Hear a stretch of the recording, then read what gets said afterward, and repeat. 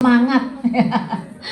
Ya, assalamualaikum warahmatullahi wabarakatuh.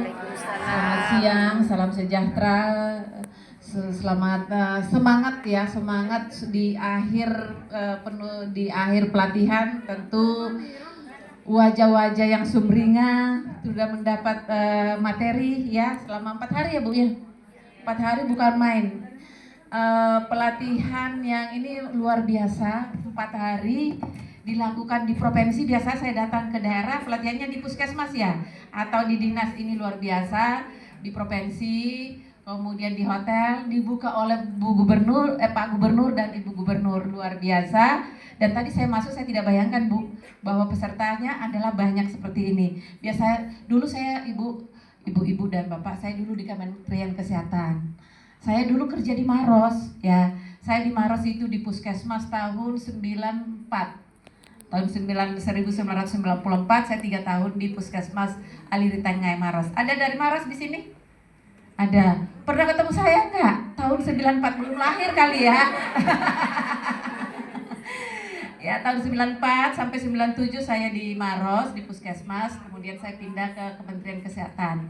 Tahun 97 sampai tahun 2020 saya ada di Kementerian Kesehatan. Jadi yang namanya programnya Kementerian Kesehatan, pelatihan sampai tingkat kader seperti ini selalu saya datang di setiap daerah, karena kalau Kemenkes seperti itu ya, kita harus melatih kader, melatih puskesmas, melatih daerah, sosialisasi dan macam-macam. Jadi 17 tahun saya di Kementerian Kesehatan, tahun 2020 baru saya di Kementerian Koordinator Pembangunan Manusia dan Kebudayaan. Kalau di Kemenko PMK tadi Bu Kabit sudah menyampaikan, kalau di Kementerian Kesehatan itu kementeriannya adalah kementerian teknis yang membina, membuat program kebijakan sampai melatih seperti ini, sampai memastikan tadi dilaksanakan sampai tingkat puskesmas, sampai tingkat posyandu. Kalau di Kementerian Koordinator Pembangunan Manusia dan Kebudayaan, tugasnya itu melakukan sinkronisasi koordinasi untuk kebijakan-kebijakan yang disusun oleh kementerian lembaga, termasuk yang dilakukan oleh Kementerian Kesehatan.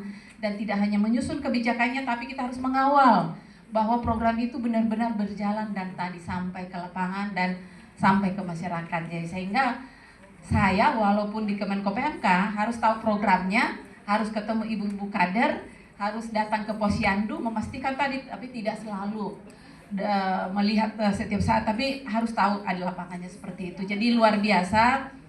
Saya kira ini momen yang bagus. Saya juga tadinya tidak merencanakan bahwa akan hadir di sini, kebetulan karena saya ada acara dengan Bupati Takalar besok dan Ibu Kadis, sehingga saya tadi ini dengan Bu Kabit ada pelatihan ini.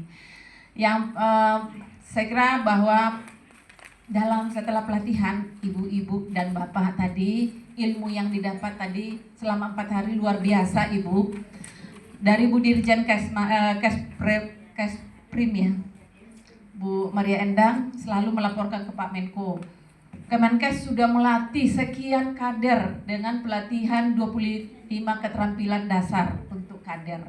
Dan hari ini ternyata saya bisa hadir, walaupun saya tidak mengikuti pelatihannya, belum juga saya lihat modulnya. Tapi saya yakin ya, saya yakin bahwa dengan 25 keterampilan kader ini tentu luar biasa akan meningkatkan kompetensi ibu-ibu kader dan tentu Bapak ya, dalam memberikan pelayanan di posyandu. Dan tentu posyandu dan kader adalah tadi ujung tombak dari semua pelayanan dan tentu sangat penting dalam pembangunan kesehatan dan juga pembangunan Indonesia secara keseluruhan. Dan Ibu dan Bapak sekalian, kita berharap bahwa ilmu yang didapat dimanfaatkan dengan baik. Ada keterbatasan di lapangan seperti yang disampaikan tadi, alat-alat yang sudah mulai rusak. Jadi Ibu Bapak, pengadaan antropometri itu baru pertama kan ya, seluruh Indonesia dilakukan di tahun 2023-2024. Mohon alat-alat yang masih bagus dipelihara dengan baik, karena pengadaannya itu luar biasa Ibu-ibu dan Bapak. suatu kebijakan untuk mengadakan seluruh antropometri di seluruh posyandu itu melalui suatu kebijakan khusus yang tidak setiap tahun diadakan. Jadi mungkin dalam waktu dekat tidak akan ada lagi, mungkin belum akan ada pengadaan serentak seperti itu.